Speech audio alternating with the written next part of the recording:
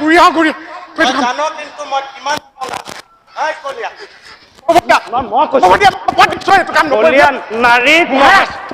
নাৰীক মহাৰাজা অপমান কৰিছে মই কৈছো তইতো জানো মোৰ ভণ্টিক মই কিমান ভাল পাওঁ মহাৰাজে এইটো কি কাম কৰিলে নিজৰ ভণ্টিক কলিয়া মহাৰাজ আজি মোৰ হাতত যাব কলিয়া মই কৈছো এৰি দে এগৰাকী নাৰীক সেইটো কৰে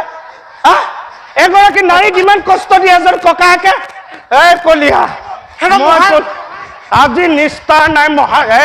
এৰি দে বুলি কৈছো এৰি দে আৰে এৰি দে বুলি কৈছো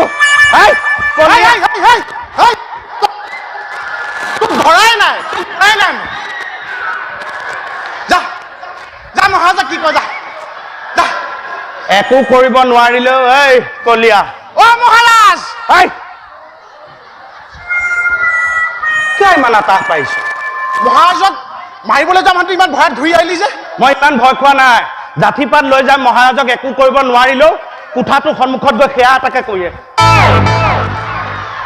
তইতো জান তই ইমান ভদি আজি তোক খং খোৱা কাৰণটো মোক তই ইমান খং খাই আছ এখন মহাৰাজৰ ঘৰত কেনেবাকে শুনিব লাগিলে ক্ষীৰচেপ কৰিব মই ভয় নকৰ নাৰীক অপমান কৰিলে মোক সহ্য নহয় তইতো জান মোৰ ভণ্টিক মই কিমান ভাল পাওঁ জানো তইতো মোৰ ভণ্টিক জান দুটালে যোৱা তাইক পঠিয়ালে আৰু যাব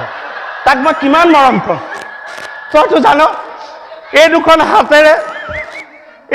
হাতেৰে মোৰ ভণ্টিক মই বিয়া দিছো গাঁঠিৰ ধন ভাঙি তাইক বিয়া দিছো মাটি বেচি দিছো বেলেগৰ তাঁতি পাৰ হৈ ছাগলী চুৰ কৰি সেই ধনেৰে বিয়া দিছো ভনীয়ক তই ভাল পাওঁ বিয়া দিছ লোকৰ ঘৰত ছাগলী চুৰ কৰি বিয়া খুৱাইছ যে বিশ্বাস হোৱা নাই এতিয়াও দেখুৱাই দিব পাৰো দেখুৱাব নোৱাৰা জেগাত তাঁতি খোজ আছে কাৰণে দেখুওৱা নাই ইমান ভাল পাওঁ মহাৰাজেনো বাৰু ভনীয়েকক এইটো কৰিব লাগে নে বাৰু কচোন মোৰ ভণ্টি পলাই গৈছে আমাৰ ভণ্টিয়ে আকৌ সকলো ল'ৰাহে ভাল পায় সকলো ল'ৰা ভাল পায় তাইতো পলাই গুচি গ'ল মই খবৰটো পাইছো মই বেলেগ চিন্তা একো কৰা নাই মোৰ ভণ্টিকো মই বিচৰা নাই যিটোৱে খবৰ দিছে তাক মই সুধিছো ল'ৰাটো শকত নে তাৰপিছত দুমাহৰ পাছত তাই কান্দি কান্দি খবৰ দিছে বোলে দাদা মই ইয়াৰ লগত নেথাকো কিয় মই বোলো কিয় তাই কৈছে ই ক্ষীণাই গ'ল বোলো তই চাই গৈছিলি কৈছে ক্ষীণাই গ'ল দাদা তাই বহুমূত্ৰ ব্যাধিয়ে পালে ক্ষীণাই গ'ল মই বোলো নেকান্দিবি মই ভগ্নীক বহুত ভাল পাওঁ আনি এইবাৰ একেবাৰে ক্ষীণ ল'ৰা এটাক দিছো ইমান মৰম লগাও জোৱাইটো ইমান মৰম লগা একে আঁতৰৰ পৰাই কামিহাত জিলিকি থাকে এবাৰ মাটিত পেলাই লৈ কামিহাত মই হাৰমনিয়ামো বজাইছো তাতকেও ডাঙৰ কথা এবাৰ আন্ধাৰ ৰাতি হবলা শুকান মাটিতে সি পৰিলে কামিহাই খটককে মাৰি ফিঙতি ওলাই গৈছে মই বেয়া পাওঁ ভণ্টিক বেয়াকে কলে মহাৰাজক মই বেয়া পাইছো মই চাকৰি এৰি দিম তই শুন সদায় আছে নেকি মহাৰাজক আঁতৰাই ৰাখ মোৰ পৰা আজি যিটো ঘটনা হ'ল কাৰ গাত দুখ মহাৰাজৰ নহয় মহাৰাজৰ কাৰ গাত আমাৰ দৈৱকী বাইদেউ গাত দুখ নিজো এগৰাকী কথা তেনেকে নকবিও কলিয়া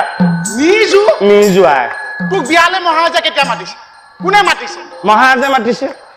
আমাৰ নঙলা মতে চুচুক চামাকে থকা দেখি মই মাতি আনিলো পত্ৰ এখন দিলে বোলে বিয়ালে যাবা তুমি নগলা বিয়া এখন বন্ধই হব মই বোলো হ'ব তোক কোনে মাতিছিল মোক নিজে গৈ কইনাই নিমন্ত্ৰণ দিছে আমিতো শুনিছিলো তই বোলে আখৈ দিয়া কথাও আছিল হাত এখন ভাগিল গুণেহে দৈৱকী আই মোৰ ঘৰলৈ গৈ কৈছে কলিয়া তুমি কিন্তু বিয়ালৈ যাব লাগিব নিজৰ ভাইক বুলি ভাবে যে 3 দিন আগতে মোক কিমান আনন্দ লাগিব ভাবচোন কিয়নো বেয়া বুলি কৈছ 3 দিন আগতে যিমান সময়ত মাতিল তাৰ আগতে গৈ মই বিয়া ঘৰত উপস্থিত এই ঘৰত মই বোলো ভাই কি কাম আছে মোক দিয়া মই ভাবিছো কি কাম আছে মোক দিয়া কৈছে মানুহে খোৱা চোৱা চেলেকা পাতবিলাক পেলাই দে নিজৰ ভাইক বুলি ভাবে যে কাম একে চাই চিতিহে দিছে আৰু এতিয়া কাগজ আছে বুলিহে কওঁ দেই পহৰাটো দি থাকে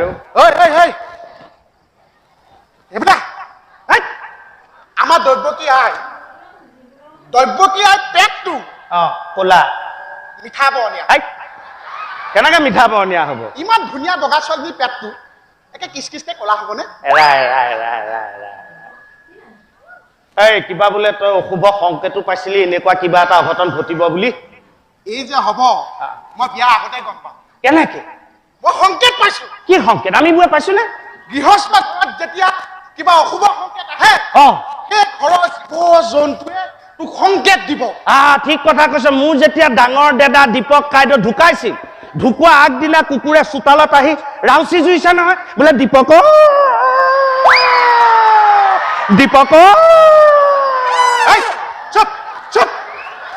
তই কি সংকেত পালি ইয়াত কুকুৰে ৰাউচি যোৱা নাই কি হৈছে আইদেউৰ ঘৰত ছাগলীয়ে সংকেত দিছিল কি সংকেত মহাৰাজক সংকেত দিছে তোকো সংকেত দিছে ছাগলীয়ে মোকো দিছে তোকো অইনটো বাদ দে আমাৰ বসুদেৱ ভিন্দকো ইংগিত দিছিল কেনেকে মানে ছাগলী আঁতৰ পৰা চিঞৰি আছে আমি কোনো শুনা নাই অকল মই লক্ষ্য কৰি আছো মই ব্যস্ত এপাকত ছাগলীজনী এৰাল ছিঙি আহি আমাৰ বসুদেৱ ভিন্দকটো খুচিবলৈ লাগিল ক'ত খুচিছে কঁকালত ভাগ্য ভাল আছিল দে ভিন্দ অকণমান তললৈ খোজটো মৰা হলে ৰাতিপুৱা বহিবলৈ দিগদাৰ হলহেঁতেন তাৰপিছত ছাগলীজনীয়ে কেনেকে সংকেত দিছে কেনেকে সংকেত দিছে এই যে কাটিবলৈ আনিছিল যে ছাগলী তোৰহে মোৰ নহয় মহাৰাজৰ ঘৰৰ ছাগলীয়ে আহি আমাৰ বসুদেৱ ভিন্দক কৈছে ভিন্দ বাইদেউ বেয়া কি কেনেকে ভিন্দ বাইদেউ বেয়া দীপক বাইদেউ বেয়া মান্যব আহিছে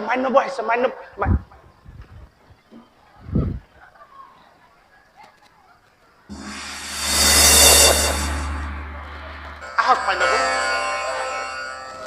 প্ৰহৰী মহাৰাজক কবাগৈ পূৰ্বৰ প্ৰতিজ্ঞা পালি বসুদেৱে লৈ আহিছে নৈবকীৰ গৰ্ভজাত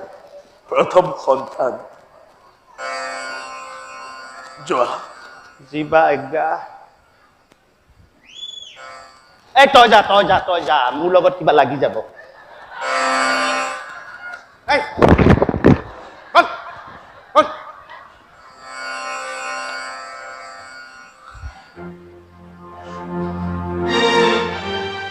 ভাষা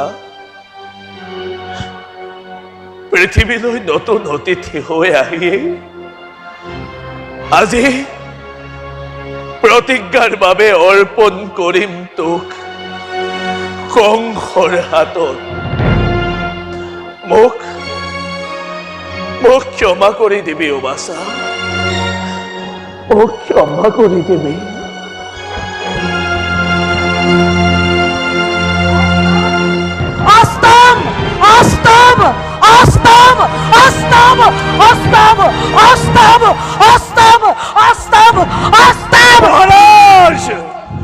সেয়া অষ্টম নহয়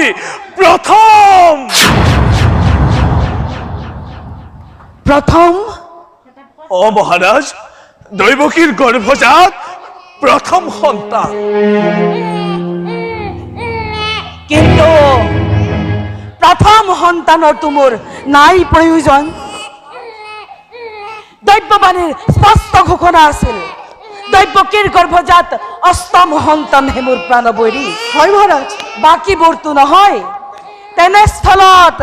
অনাহকত শিশু বধ কৰি মই মোৰ পাপৰ বোজা বঢ়াই লওঁ কিয়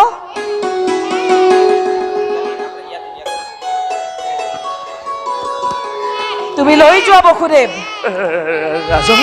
দিয়াগৈ উন্মাদিনী মাতৃৰ কোলাত স্নেহৰ ভগিনীয়ে সন্তোষ লভিব ৰাজন